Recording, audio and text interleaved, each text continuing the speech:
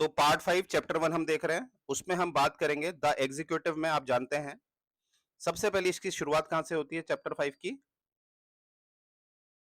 Article 52। इसमें क्या लिखा है? देयर शैल बी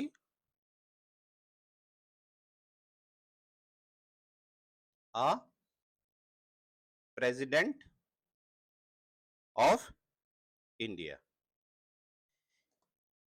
अब यहां पर मेरी आवाज एक बार बताइए, सब ठीक आ रही है? आ का मतलब है, जब आप हिंदी में इसे पढ़ते हैं तो उसमें क्या लिखा रहता है? भारत का एक राष्ट्रपति होगा। ठीक है। अब इसमें मैं बहुत इंपॉर्टेंट बातें बता रहा हूं आप लोगों को। सबसे पहले याद रखेंगे, प्रश्न आपके मन में आना चाहिए, क्या हमारी जो संसद है यानी कि हमारी जो पार्लियामेंट है, क्या वो आर्टिकल 368 का इस्तेमाल करके भारत के दो राष्ट्रपति बना सकती है? मन में प्रश्न आ सकता है ना, क्योंकि हम जानते हैं कि केशवानंद भारती केस कब का है? 1973। केशवानंद भारती केस से हमारे ऑनरेबल सुप्रीम कोर्ट ने ये व्याख्या करी है कि हमारी पार्लियामेंट आर्टिकल 368 के द्वारा संविधान के किसी भी भाग को चेंज कर सकती है। किसी भी भाग को, किसी भी पार्ट को इट कैन चेंज, बट वो बेसिक स्ट्रक्चर को नहीं छुएगी, पहली बात। अब यहीं से आपके मन में आना चाहिए कि क्या हमारी संसद आर्टिकल 368 का इस्तेमाल करके क्या भारत का जो एक राष्ट्रपति उसको दो बना सकती है? तो इसका आंसर है बिल्कुल भी नहीं। रीजन क्या है? रीजन क्या है? रीजन है इसका, क्योंकि देखिए अगर मैं ध्यान से समझूं, हमारा जो राष्ट्रपति है वो एक निर्वाचित है। क्या है? नॉमिनेटेड। इलेक्टेड है। इलेक्टेड। और हमारा राष्ट्रपति एक हेड ऑफ अ स्टेट होता है, हेड ऑफ अ, यानी कि जो मेरा राष्ट्रपति है, जो हेड ऑफ अ स्टेट है, वो एक निर्वाचित है। क्या है? इलेक्टेड है। यस और नो? इसी को हम टेक्निकली कहते हैं रिपब्लिक। क्या कहते हैं? रिपब्लिक। ठीक है। और रिपब्लिक जो है हम क्यों लेके आए थे? क्योंकि रिपब्लिक एक तरह का विपरीत सिद्धांत होता है। किसका? मोनार्क का। किसका? तो इसका आधार है राजा। और आपने कभी भी सुना होगा, राजा हमेशा एक सिंगुलर होता है। किसी भी साम्राज्य का एक ही राजा तो होता है, तभी तो वो राजा है। तो यानी कि मोनार्क के बदले हमने रिपब्लिक का इस्तेमाल किया है। तो मोनार्क हमेशा एक ही होता है, तो यानी कि राष्ट्रपति भी हमेशा एक ही होगा। ठीक है। तो कभी आपसे ऐसा पूछ दिया जाएगा कि संसद जो है वो 368 का इस्तेमाल करके कुछ इस तरह का चेंजेस कर सकती है, तो आप कहेंगे बिल्कुल भी नहीं, क्योंकि हमारा जो रिपब्लिक है ये असल में किसके एंटीथेसिस है? ये एंटीथेसिस है ऑफ मोनार्क। मोनार्क मतलब राजा जो नॉमिनेटेड होता है। इसी का उल्टा क्या है? हमारा जो राष्ट्रपति है वो निर्वाचित होता है। क्या मैं समझा पाया? सभी को क्लियर है? जी सर। चलिए नेक्स्ट में आते हैं। अब हम देखेंगे आर्टिकल 53। तो हमने क्या पढ़ा? आर्टिकल 52 में क्या लिखा है? There shall be a president of India. अब आर्टिकल 53 में क्या लिखा है? आर्टिकल 53 में लिखा है executive power of the union. Main main heading में लिखूंगा, executive power of the union. तो यहां पर हमारा जो कीवर्ड है वो यूनियन है, यानी कि यूनियन की एग्जीक्यूटिव पावर किसके पास होती है? यूनियन की एग्जीक्यूटिव पावर किसके पास होती है? पहले यूनियन को समझ जाते हैं। यूनियन मतलब क्या हुआ? हमारे यूनियन को समझने के लिए हमें इसकी तुलना करनी पड़ेगी यूएस से। यूएस और इंडिया के बीच तुलना कर लेते हैं, एक कंपैरिजन करते हैं। तो यूएस में जो यूनियन बनती है वो कन्फेडरेशन से बनती है। किससे बनती है?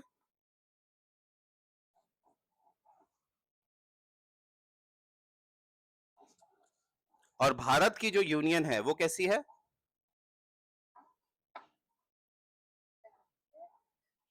Federal structure. देखो ध्यान से सुनना मैं क्या कह रहा हूं। यूएस की जो यूनियन बनती है वो कन्फेडरेशन से बनती है, और भारत की जो यूनियन बनती है फेडरेशन से बनती है। ठीक है। ये थोड़ा टेक्निकल है, इसको हम इजी करेंगे। देखो यूनियन का मतलब होता है संघ, यूनियन का मतलब होता है संघ, मतलब जब मिलके काम करते हैं। अभी हमारा भी जो हमारा ये बैच चल रहा है वो एक यूनियन है। इसमें टोटल कितने मेंबर हैं? 6। कितने मेंबर्स हैं? 6। 6. ठीक है, तो ये यूनियन है। पर यहां पर क्या है, अब यूनियन तो हमने बना दी, यूनियन मतलब ग्रुप ऑफ अ पीपल। ठीक है, इसीलिए आपने देखा होगा ये शब्द को आर्टिकल 19 के क्लॉज 1 के सब क्लॉज सी में भी डाला गया है, यूनियन। यूनियन एक जनरल वर्ड होता है, इसका मतलब होता है group of a people. Yes और नो? जैसे थोड़ा मैं आपको याद करिए, मैंने पॉलिटिकल साइंस में आपको एक गिल्ड पढ़ाया था, guild. Yes, sir. Yes, sir. तो गिल्ड भी एक यूनियन है। तो यूनियन अपने में ही एक बड़ा शब्द है, एक जनरल शब्द है। इसके अंदर सिंपल सी इसकी परिभाषा है, ग्रुप ऑफ अ पीपल। क्या मैं समझा पाया? ठीक है, Yes, sir. अब ध्यान से सुनना। अब यूनियन के अंदर जो स्ट्रक्चर है वो कैसा है? यूनियन के अंदर दो तरह का स्ट्रक्चर होता है, या तो वो कॉन्फेडरेशन होता है या वो फेडरेशन होता है। कॉन्फेडरेशन में ये होता है, इसका एग्जांपल हम यहां से देख लेते हैं कि जैसे मैं यहां पर अभी लीड करता हूं इस ग्रुप में, और बाकी आप लोग मेरे एस्पिरेंट्स हैं। ठीक है, आप लोग तैयारी कर रहे हैं। ठीक है, तो यहां पर क्या है, अगर ये कॉन्फेडरेशन होगा तो आपके पास पावर होगी कि आप कभी भी इसे छोड़ के जा सकते हैं। आप लोग फ्री हैं, क्योंकि ये यूनियन बनाने का जिम्मेदार आप ही हैं। आप ही ने क्या करा है, कॉन्ट्रैक्ट बनाया, आप ही ने, आप लोगों ने आपस में डिसाइड किया कि हमें करुण सर से पढ़ना है, तो आप ही लोगों ने डिसाइड किया है। अब आप ही लोग डिसाइड करेंगे नहीं अब हमें नहीं पढ़ना है, तो आप कभी भी जा सकते हैं। पर यहां पर जो फेडरेशन स्ट्रक्चर होता है, यहां पर आपके पास कोई पावर नहीं है, क्योंकि यहां पर मेरे और आपके बीच कोई एग्रीमेंट नहीं हुआ है। ठीक है, कोई एग्रीमेंट नहीं है, यानी कि आपके पास ये अधिकार नहीं होगा कि आप इस बैच को छोड़ पाए। ये होता है आपका फेडरेशन। क्या मैं समझा पाया? मतलब सर वो एक काइंड ऑफ कि आप परमानेंट हो गए हो, आप छोड़ नहीं सकते हो। हाँ, मतलब अगर इंडिया की बात करेंगे जहां मैं फेडरेशन लिख रहा हूं, वहां पर इस तरह से हमने डाला हुआ है। हमने अपना स्ट्रक्चर ऐसे, अब हमने अपनी यूनियन ऐसे बनाई है कि राज्यों के पास ये बिल्कुल भी शक्ति नहीं है कि वो भारत के यूनियन से अलग हो पाए। क्या कहा मैंने? भारत के जो वर्तमान में 28 राज्य हैं, उनके पास कतई ये शक्ति नहीं है कि वो यूनियन से बाहर हो जाए। क्या मैं समझा पाया? और वहीं पर यूएस में क्या है, यूएस में जो 13 प्रांत है, प्रोविंसेस है उनकी, वो कभी भी अलग हो सकते हैं, कोई दिक्कत नहीं है। ठीक है, तो असल में यूनियन मतलब होता है समूह, संघ। ठीक है, लोगों का ग्रुप। परंतु उसके अंदर किस तरह से वो बनाया गया है, उसकी मजबूती क्या है, तो वो डिपेंड करता है कि आप कॉन्फेडरेशन में हैं या फेडरेशन। अब भारत का फेडरेशन है, इसीलिए भारत ने हमेशा फेडरेशन शब्द का इस्तेमाल आर्टिकल 1 में नहीं किया है। भारत ने क्या लिखा है आर्टिकल 1 में? India that is Bharat shall be union. Although हम लोग फेडरल स्ट्रक्चर के हैं, पर हमने यूनियन बना रखा, हमने प्रायोरिटी किसको दी है? यूनियन की। क्या मैं समझा पाया? तो यहां से हम क्या सीखे, हमारे जो भारत का यूनियन कैसा है आपको याद होना चाहिए। आपने सीधे कह देना है हमारे भारत का यूनियन ऐसा है जिसमें राज्यों के पास ये बिल्कुल भी शक्ति नहीं है कि वो हमारे यूनियन से अलग हो पाए। Got it? Yes sir. Got it? अब इसका एक उदाहरण देख लेते हैं, क्योंकि जब तक हम उदाहरण नहीं देखेंगे मजा नहीं आता हमें ना। तो जैसे एक उदाहरण देखते हैं, टेक एन एग्जांपल, मैं उत्तराखंड को ही उठाता हूं। उत्तराखंड बॉर्डर शेयर करता है तिब्बत से। अब तिब्बत तो ऑब्वियसली आप सभी जानते हैं, अब तो चाइना ही है। तो उत्तराखंड बॉर्डर शेयर करता है चाइना से, और आप सभी जानते हैं राज्यों के पास जो जमीन संबंधित जो कानून बनाने की शक्ति होती है, लैंड, वो कहां पर होता है? स्टेट लिस्ट में। एम आई राइट और रॉन्ग? Right sir. अब मानते हैं उत्तराखंड एक कानून लेके आ रहा है, वो कह रहा है कि भैया ऐसा है, हम कुछ जमीन किसको दे रहे हैं? तिब्बत को। किसको दे रहे हैं? तिब्बत को। क्या उत्तराखंड ऐसा कानून ला सकता है कि कुछ जमीन वो तिब्बत को दे सकता है? No sir. मतलब ही नहीं होता, मतलब ही नहीं होता, क्योंकि एक बात याद रखनी हमेशा, हमारे वहां हम कभी भी कोई ऐसा काम नहीं कर सकते जो यूनियन की मर्यादा से बाहर हो। ये अधिकार केवल किसके पास है? ये अधिकार केवल है पार्लियामेंट के पास। और पार्लियामेंट को क्या करना पड़ेगा? अमेंडमेंट। क्या करना पड़ेगा? अमेंडमेंट। और यहीं पर एक नोट रखेंगे, नोट जैसे मैंने शायद पहले भी पढ़ाया आप लोगों को, नोट में लिखेंगे कि जब बात बॉर्डर डिस्प्यूट की होती है, बॉर्डर ऊपर नीचे किए जाते हैं, तो वहां पर अमेंडमेंट की जरूरत अमेंडमेंट की जरूरत नहीं होती है, नहीं। ठीक है। परंतु अब आप पूरा बॉर्डर मतलब पूरी कोई क्षेत्र किसी को दे रहे हैं, जैसे बेरूबरी का केस याद है आप लोगों को, तो बेरूबरी में हमें अमेंडमेंट करना पड़ा था, यस और नो, क्लियर हो गया। तो ये है हमारा यूनियन, ठीक है। अब यहां से इन शॉर्ट हम क्या सीखे, हाँ जी हाँ जी। सर इसमें ये भी तो बोल सकते हैं जैसे कि वो खालिस्तान का बार बार मुद्दा आता है कि उसको अलग करो, तो स्टेट्स के पास इतनी पावर नहीं है कि वो अपने आप को यूनियन से अलग करे। एब्सोल्युटली, और इसका आंसर आप बेटर कैसे देंगे, आप कहेंगे कि हमारा जब यूनियन बना है देयर वाज नो कॉन्ट्रैक्ट, कोई भी अनुबंध नहीं हुआ है, यस और नो। तो जब अनुबंध ही नहीं हुआ है तो ये लोग अलग कैसे हो सकते हैं, क्योंकि यूएसए में तो अनुबंध हुआ था, कॉन्ट्रैक्ट हुआ था, यस और नो, ठीक है। तो इसीलिए अब हमें यूनियन समझ में आ गया, ठीक है। अब यानी कि यूनियन की जो जितनी भी पावर है, यूनियन की जितनी भी पावर है, कौन सी पावर, एग्जीक्यूटिव जो पावर है यूनियन की, वो किसके पास है, सेंटर। प्रेसिडेंट।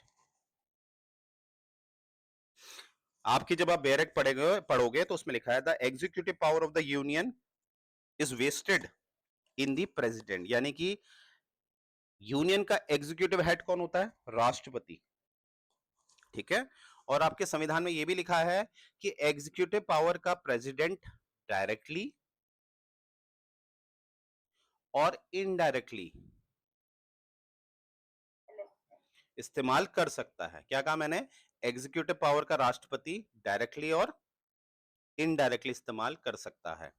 अब यहां पर थोड़ा इनडायरेक्टली को चर्चा कर लेते हैं, क्योंकि यहां पर कंफ्यूजन निकल के आता है। इनडायरेक्टली कैसे, याद करो याद करो, मैंने आपको पढ़ाया था 356 आर्टिकल, किसकी बात करता है ये,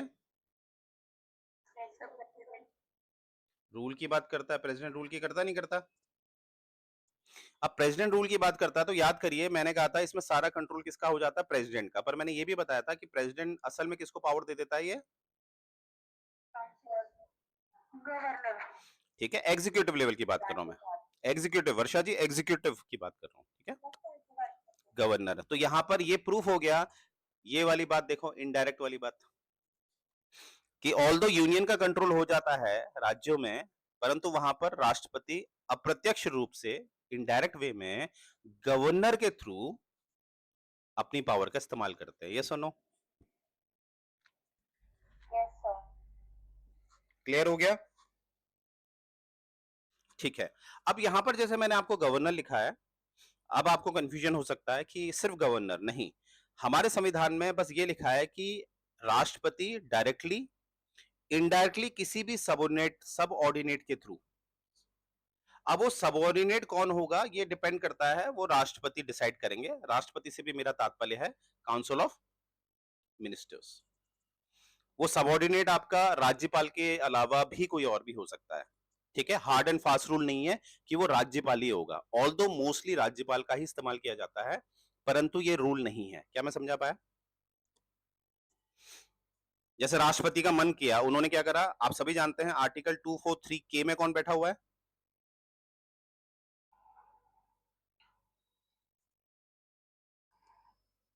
स्टेट इलेक्शन कमीशन, कौन बैठा है,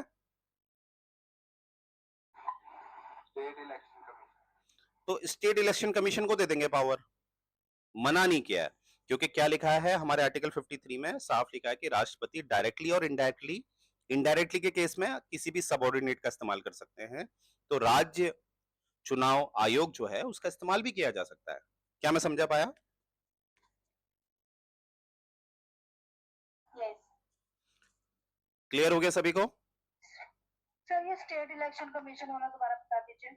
मैंने कहा जैसे मैंने ये इनडायरेक्ट वाला बोला ना, अप्रत्यक्ष रूप से, तो अप्रत्यक्ष में मैंने आपको राज्यपाल का उदाहरण दिया था, यस और नो।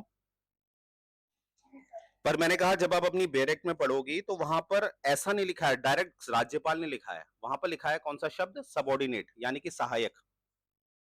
तो सहायक अगर राष्ट्रपति चाहे तो किसी और अथॉरिटी को भी बना सकते हैं। तो यहां पर मैंने एक उदाहरण दे दिया आपको कि आर्टिकल 243 में कौन बैठा हुआ है, राज्य चुनाव आयोग, उसको भी दे सकते हैं। क्लियर हो गया सबको, मतलब सर किसी को भी दे बिल्कुल ही नहीं है। हाँ, अब मैं जरा आपको सिविल सर्विसेज के स्टेटमेंट में ले जा रहा हूँ, ठीक है? स्टेटमेंट में अगर आपको क्वेश्चन मिल गया, ठीक है? स्टेटमेंट में अगर आपको क्वेश्चन मिलता है कि जो है और प्रेसिडेंट अपने एग्जीक्यूटिव पावर का इस्तेमाल गवर्नर के थ्रू करते हैं, तो मोस्ट ऑफ द एस्पिरेंट इसको टिक करके आते हैं राइट। ये रॉन्ग हो जाता है क्योंकि ये तो एब्सोल्यूट स्टेटमेंट हो गया ना, इससे ये पता चल रहा है कि सिर्फ गवर्नर को पावर दी जाएगी। No, this is absolutely wrong. तो इसीलिए स्टेटमेंट क्या हो जाता है? रॉन्ग। क्योंकि यहां पर क्या लिखा है? गवर्नर का नाम नहीं लिखा है। जब आप आर्टिकल 53 देखोगे वहां पर नाम लिखा है किसका? सब ऑर्डिनेट। अब इसीलिए आपने ऐसे पढ़ना है, ठीक है? एक एक शब्द को ध्यान देना है। तो क्या मैं यहां तक आपको समझा पाया? Yes sir. तो ये जो मैंने आपको समझाया, जो executive power of the union जो हमारे राष्ट्रपति पे होगी, ये आर्टिकल 53 का क्लॉज 1 है, ठीक है? कौन सा क्लॉज है? क्लॉज 1। अब हम देखेंगे आर्टिकल 53 का क्लॉज 2। अब हम क्या पढ़ने जा रहे हैं? आर्टिकल 53 का क्लॉज 2। तो इसको याद करने का सिंपल सा तरीका है, हमारे जो डिफेंस है, हमारा जो डिफेंस है उसमें 3 विंग्स होते हैं। 3 विंग्स होते हैं, उन सबका हेड कौन होता है? Commander in chief president. President.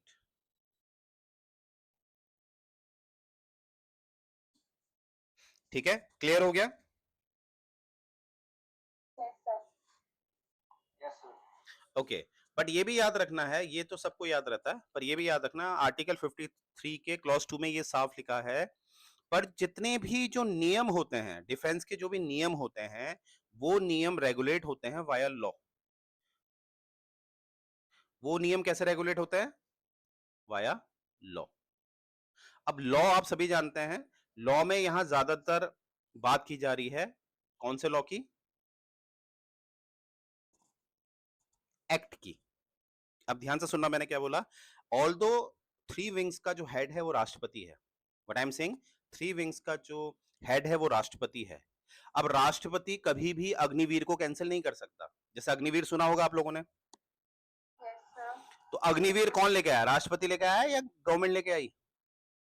Government. इसीलिए जो भी आपकी पेंशन होती है, जैसे आज के समय में पेंशन कब मिलती है या सैलरी इंक्रीमेंट होता है, ये सब नियम कैसे बनेंगे? Via act. ये बात याद रखिएगा, ठीक है? तो जितनी भी एक्सरसाइजेज होती हैं, जो भी नियम होते हैं, वो रेगुलेटेड बाय लॉ होते हैं, ठीक है? किसके? डिफेंस के। राष्ट्रपति अपने मन से ऐसा नहीं कर देंगे कुछ भी, ठीक है? Got it? ऑल्दो हस्ताक्षर उनके होंगे। क्लियर हो गया यहां तक? सर मतलब ये तो नॉर्मल प्रोसेस ही हो गया ना कि पहले एक्ट बनाना पड़ेगा। एब्सोल्युटली, ठीक है? क्योंकि डिफेंस ऐसा थोड़ी ना, इसीलिए तो आपने देखा होगा, ऑल्दो राष्ट्रपति हमारे हेड हैं डिफेंस के, पर हमारा एक मंत्रालय भी जुड़ा हुआ है डिफेंस से। आपने सुना ही है, कौन सा मंत्रालय? Ministry of defence. Defence ma'am, defence. अभी वर्तमान में कौन थे हमारे मिनिस्ट्री ऑफ डिफेंस में? राजनाथ सिंह। अभी देखिए कल 9 तारीख को 7:15 बजे शपथ समारोह है ना, तो पता चल जाएगा अभी वर्तमान में राजनाथ सिंह ही आते हैं, कौन आता है। तो हमारा मिनिस्ट्री बैठा है, नहीं बैठा? तो याद रखना, ऑल्दो हेड हमारे राष्ट्रपति होते हैं, पर वहां पर जो रेगुलेशंस होते हैं वो वाया लॉ होते हैं। क्या मैं समझा पाया? Yes sir. चलिए नेक्स्ट। अब हमारा है 53 का क्लॉज 3। देखो 53 का क्लॉज 3 अगर आप देखेंगे, आपकी लक्ष्मीकांत में उसमें चर्चा ज्यादा नहीं की गई है। जब आप बैरक से पढ़ोगे तो आप देखोगे इसमें लक्ष्मीकांत में आपको इसमें चर्चा नहीं मिलेगी, ठीक है? मैं लिख भी देता हूं, लक्ष्मीकांत जी ने इसमें ज्यादा चर्चा नहीं करी है, नॉट कंसीडर्ड। अब ऐसा नहीं है कि लक्ष्मीकांत जी को नहीं आता, ये इतना यूजफुल नहीं है, क्योंकि उतना यूजफुल नहीं है आपके एग्जाम के लिए, ठीक है? फिर भी हम इसमें देख लेते हैं इसमें लिखा क्या है, ठीक है? इसमें बस सिंपल सी ये बात लिखी है कि जैसे जो स्टेट्स होते हैं ना, जैसे स्टेट्स, अभी वर्तमान में हमारे कितने स्टेट्स हैं? 28। इनके पास अपनी पावर मेकिंग होती है ना, मतलब अपनी लॉ मेकिंग पावर होती है इनके पास। तो ये स्टेट्स कभी भी कोई ऐसा लॉ नहीं बनाएंगे भैया कि इन्होंने लॉ बनाया और रिस्पॉन्सिबिलिटी डाल दी है प्रेसिडेंट पे। रिस्पॉन्सिबिलिटी किस पे डाल दी? प्रेसिडेंट पे, ठीक है?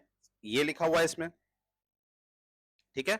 और यहाँ पर ये भी लिखा हुआ है कि इसी में आप देखेंगे कि यहाँ पर पार्लियामेंट की बात उठाई है। पार्लियामेंट के पास क्या पावर है? देखो, पार्लियामेंट क्या कर सकती है, कोई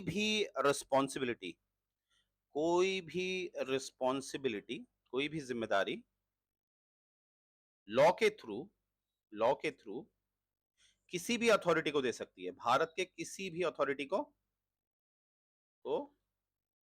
दे सकती है।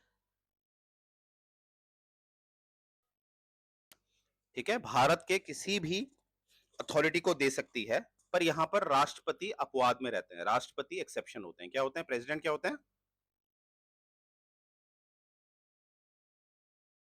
एक्सेप्शन होते हैं।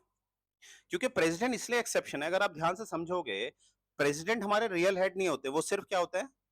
नॉमिनल। नॉमिनल अब जब वो नॉमिनल हेड है, उनको जिम्मेदारी देकर रियल कैसे बनाए? वो तो गड़बड़ हो जाएगी। तो राष्ट्रपति जो है, जितनी जिम्मेदारी उनको संविधान ने दे रखी है, और संविधान में भी अगर आप ध्यान से देखेंगे, संविधान ने भी उनको सिर्फ कन्वेंशनल वाली जिम्मेदारी दे रखी, प्रथाएं वाली, जैसे शपथ समारोह, ठीक है, इस तरह की जिम्मेदारी ही संविधान ने दे रखी है। क्यों? क्योंकि भैया हमारा लोकतंत्र है, और लोकतंत्र में रियल हेड को ज्यादा पावर मिलेगी। क्या मैं समझा पाया? सर, ये लास्ट पॉइंट मुझे क्लियर नहीं हुआ, पार्लियामेंट रिस्पॉन्सिबिलिटी वाला। देखिए, पार्लियामेंट आपको पता है ना, पार्लियामेंट जो भी कानून बनाती है पूरे भारत के लिए बनाती है। यस और नो? अब मानते हैं, देखिए पहले क्या होता था ना, एक डिस्ट्रिक्ट मजिस्ट्रेट जो होता था वो सिर्फ कलेक्टर होता था। क्या होता था? कलेक्टर। आज भी उसको कलेक्टर साहब कहते हैं। उसके पास मैजिस्ट्रियल पावर नहीं होती थी। ठीक है, एक एग्जांपल दे रहा हूं। तो होता क्या है कि पार्लियामेंट अगर लॉ लेके आ जाए कि भैया ये जो अथॉरिटी है, जो राज्यों में डीएम बैठ रहे हैं, इनके पास मैजिस्ट्रियल पावर होनी चाहिए इतनी, ये लॉ निकाल के आ गया, तो फिर तो हर किसी को लागू होना पड़ेगा। यानी कि ऐसे लॉ से क्या हुआ? डीएम के ऊपर रिस्पॉन्सिबिलिटी आ गई। यस और नो? यस और नो? आप बताइए मुझे, कोई भी पार्लियामेंट कानून बनाती है, वो जो कानून है, क्या वो किसी अथॉरिटी के बिना एग्जीक्यूट हो सकता है? नहीं सर, एग्जीक्यूशन के लिए तो यूनियन ही होती है मेजर। नहीं नहीं, एग्जीक्यूशन के लिए यूनियन के अलावा राज्य भी तो है। अब आप मुझे एक बात बताओ, जनगणना वाली बात हो गई कि जनगणना करना अनिवार्य है, ये एक हाइपोथेटिकल एग्जांपल मैं आपको दे रहा हूं। जनगणना करना अनिवार्य है, पहले हर 10 साल में था, पार्लियामेंट रूल लेके आ गई कि हर 5 साल में जनगणना करना अनिवार्य है, और जनगणना जो होगी वो on the basis of caste census होगी। अब ये जिम्मेदारी किसको दी जाएगी? ज्यादातर शिक्षा विभाग को दी जाती है। किसको दी जाती है? शिक्षा विभाग। एजुकेशन के बाद तो एजुकेशन डिपार्टमेंट के ऊपर जिम्मेदारी आई नहीं है ये राज्यों में।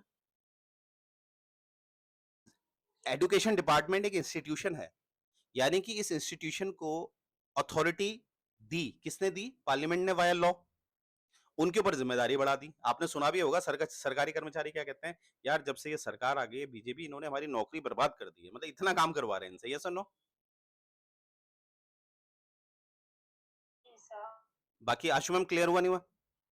हाँ जी सर, ये बात तो क्लियर है। और जितनी भी योजनाएं आएंगी, जितनी भी योजना आ रही हैं, जितनी आप योजनाएं देख रही हैं, वो योजना कैसे चलेगी? वो राज्यों का, राज्य जो है, राज्य अपने एम्प्लॉयज को तो इस्तेमाल करेगा।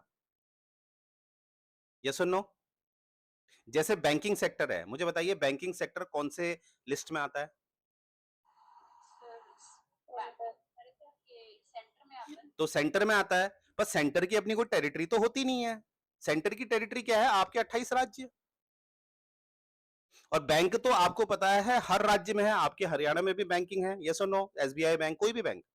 तो बैंकिंग से रिलेटेड कानून कौन बनाएगा, राज्य या केंद्र? सर केंद्र। तो केंद्र ने अगर कल बैंकों को रूल दे दिया कि आपने हर आदमी का जनधन योजना खोलनी है फ्री में, तो फिर लोड किस पे आ गया? बैंकिंग सेक्टर में। हाँ जी। तो फिर, तो कहने का यह मतलब है कि पार्लियामेंट क्या करती है? रिस्पॉन्सिबिलिटी बढ़ाती है वाया लॉ किसी भी अथॉरिटी पे, किसी भी इंस्टीट्यूशन में। ठीक है, बट ये नियम राष्ट्रपति पे लागू नहीं होता है। ऐसा नहीं कि कल पार्लियामेंट ने कानून पास कर दिया, राष्ट्रपति को यह काम करना पड़ेगा। भैया राष्ट्रपति हमारे हेड ऑफ द स्टेट हैं। That means president is not bound to take up the responsibility, या कोई ऐसी अथॉरिटी जो पार्लियामेंट ने अभी रिसेंट बनाई है वो इसको डिनाई भी कर सकते हैं। आप चलिए एक बार, ठीक है, देखा आपका आंसर खूब जानती है, अभी तक आपने जितना भी पढ़ा है, मुझे ये बताइए कोई भी योजना, कुछ भी नियम जिसमें राष्ट्रपति आगे खड़े रहेंगे, बताइए। कोई भी योजना आपके माइंड में आ रही है जिसमें आपको लग रहा है कि राष्ट्रपति पहले खड़े रहेंगे वहां? नहीं सर, एग्जैक्टली जो जैसे कहते हैं कि जिन लोगों के ऊपर लागू होनी है या तो वो खड़े हैं या जो करने वाले हैं वो खड़े हैं राष्ट्रपति हैं। तो वही ना, राष्ट्रपति एक गरिमा है मैम, वो हमारे हेड ऑफ द स्टेट हैं, उनको हम ऑर्डर दे ही नहीं सकते, हाँ भाई ये काम करो, चलो भाई पानी लेके आओ, कह सकते हैं? नो। तो व्हाट आई मीन टू से, आर्टिकल 53 का क्लॉज 3 आपको क्या समझना है कि सबसे पहले तो राष्ट्रपति के ऊपर ना राज्य ना पार्लियामेंट रिस्पॉन्सिबिलिटी दे सकता है अननेसेसरी। क्या मैं समझा पाया? सर मतलब हम इसको ये कह सकते हैं कि प्रेसिडेंट को कोई भी हम मतलब रिस्पॉन्सिबिलिटी नहीं देंगे कि वो नॉमिनल हेड है, और स्टेट के अंदर जो एम्प्लॉयज हैं उन पे देंगे। देखो, आपने जिम्मेदारी देने के लिए सरकार चुनी है, संविधान ने ऑलरेडी राष्ट्रपति पे बड़ी जिम्मेदारियां दे रखी हैं, संविधान ने बहुत जिम्मेदारियां दे रखी हैं, अभी हम वही तो पढ़ेंगे। और आपकी जो जिम्मेदारियां हैं, आपको जो शिकायतें होती हैं, वो हमेशा राष्ट्रपति से नहीं होती है, हमेशा आप सरकार को गाली देते हो। आलोचनाएं किसकी होती हैं? सरकार। क्योंकि आपने जिम्मेदारी वोट देके आपने किसको चुना है? गवर्नमेंट। तो रियल हेड कौन है हमारे? पीएम। देखो एक बात हमेशा याद रखना, huge power brings huge responsibility. What I'm saying, huge power brings huge responsibility. अब राष्ट्रपति को आपने नॉमिनल हेड बना रखा, राष्ट्रपति को आपने क्या बना रखा? Nominal head. तो आप उसको उनको रिस्पॉन्सिबिलिटी कैसे दे सकते हो बॉस? सर जैसे कहते हैं एक इडियम है कि the head that bears the crown that has the power also, and ज्यादातर पावर उसी में वेस्टेड होती है। एब्सोल्युटली। क्या मैं यहां तक समझा पाया आपको? सभी को क्लियर है? Yes, sir. चलिए। सर हाँ जी, हाँ जी। सर बैंकिंग सिस्टम तो हमारे यूनियन लिस्ट में नहीं आता है। हाँ तो बैंकिंग सेक्टर, मैंने यूनियन ही तो बोला, मैंने कहा स्टेट में बोल रहा था। नहीं नहीं, आप समझ, मैं यूनियन में बोला सर। मैंने सुनो मैंने क्या बोला था, मैं फिर बोल देता हूं, अगर मैंने पहले गलत बोला तो माफ करना, पर ध्यान से सुनना। बैंकिंग सेक्टर यूनियन में आता है। मैंने आपको ये स्टेटमेंट दिया था कि कल केंद्र सरकार कह दे कि जनधन योजना खोलो, फ्री में अकाउंट खोलो सबका, तो खोलेगा कौन? यूनियन या स्टेट गवर्नमेंट्स के जो बैंक है? स्टेट गवर्नमेंट के जो बैंक हैं यूनियन ऑर्डर देगा। यानी कि बैंकों के ऊपर लोड आया नहीं आया? यस और नो? Yes sir. तो फिर आई गेस पहले भी मैंने यही बोला था जितना मुझे याद है। यस सर, आपने यही बोला। चलिए, सर वो मुझे कोई नहीं, क्वेश्चन ये नहीं है, क्वेश्चन अब क्लियर है। और देखो पॉलिटी को समाज में, बस समाज में घुस जाओ, जैसे मैं आपको समाज में ले जा रहा हूं ना, बस समाज में चले जाओ, किताब में नहीं रहना, पॉलिटी में किताब में रहोगे फिर किताब में रह जाओगे, ठीक है? आगे बढ़ते हैं। अब देखो एक याद रखना, जैसे मैंने आपको हमेशा कहा है कि जैसे कहीं पर लिखा होता है कि प्रेसिडेंट के पास ये पावर है, प्रेसिडेंट, ठीक है, प्रेसिडेंट प्रेसिडेंट का सेटिस्फेक्शन इसमें जरूरी चाहिए। संविधान जब आप पढ़ते हैं तो उसमें ये शब्द आपको बहुत मिलेगा, प्रेसिडेंट का सेटिस्फेक्शन ये चाहिए, या लिखा होगा गवर्नर का सेटिस्फेक्शन चाहिए, गवर्नर का सेटिस्फेक्शन चाहिए। जब आप संविधान पढ़ते हैं डायरेक्ट बेयरेक्ट से, तो वहां पर ये शब्द आपको दिखता है, प्रेसिडेंट का सेटिस्फेक्शन या गवर्नर का सेटिस्फेक्शन। तो यहां पर एक बहस हो गई थी, मतलब एक चर्चा हो गई थी, डिबेट हो गई थी कि प्रेसिडेंट का जब सेटिस्फेक्शन लिखा होगा तो वहां पर आर्टिकल 74 का इस्तेमाल नहीं होगा, वहां पर डायरेक्ट क्या होगा कि राष्ट्रपति अपने डिस्क्रिशन यानी कि विवेक का इस्तेमाल कर सकते हैं। किसका इस्तेमाल कर सकते हैं?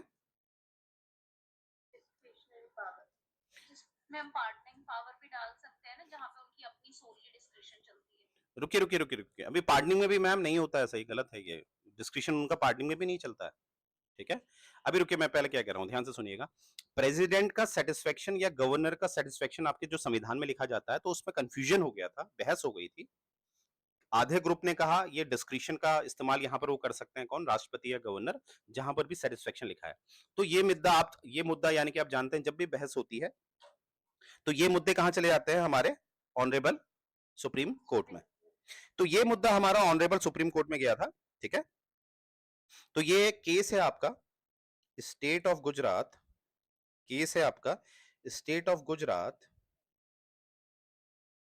Versus R A Mehta case. R A Mehta case कब का है ये केस? 2013 का, ठीक है, state of Gujarat versus R A Mehta case. अब देखो ये तो नोट्स में आपको पूरा लिखना होता है, आप बस इतना लिख सकते हैं मेहता केस। मेंस राइटिंग में क्या लिख सकते हैं?